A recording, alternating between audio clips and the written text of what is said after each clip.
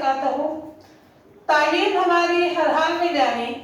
इस मकसद के तहत सूर्या उर्दू प्राइमरी स्कूल रामगढ़ नगर नांदेड़ के ऑनलाइन तालीमी सेशन में प्यारे बच्चों, हम आपका इस्तकबाल करते हैं जमात हश्तम मज़मून English 3.4 the two gentleman of Verona. आज हम इस सबक को समझेंगे। प्यारे बच्चों, the two gentleman of Verona, Verona के दो शरीफ आदमी, आज हम इस सबक को समझेंगे। A.G. Cronin has very well kept the idea of selfless help and explained the importance of dedication towards relationship in the story The Two Gentlemen of Verona। A.J. Cronin ने कहानी वेरोना के दो शरीफ आदमी के ज़रिए नहायत उम्दा तरीक़े से बेगर्ज़ मदद का तस्वुर पेश किया है।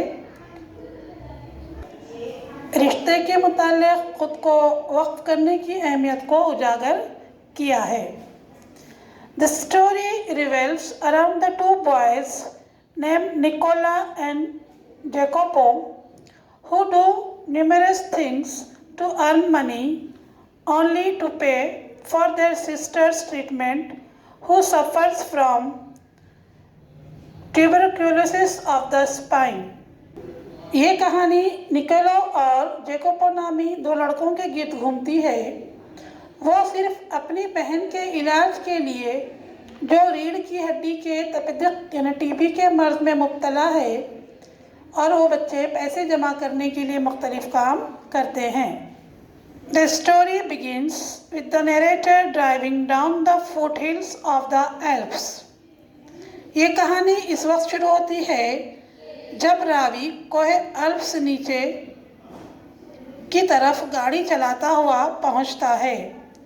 Here is when the first encounters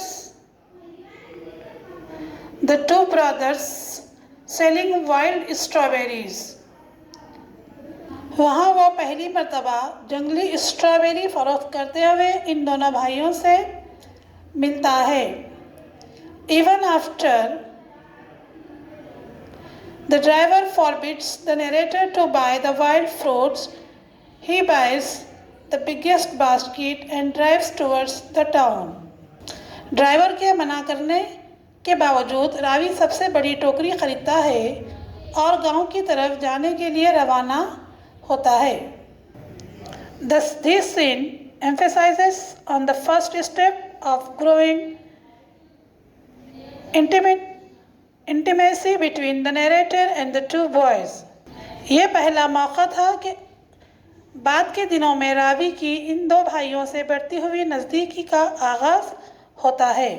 next day the boys are found shining shoes in the public square. दूसरे रोज़ वो लड़के भरे पूरे चौराहे पर बूट पॉलिश करते हुए नजर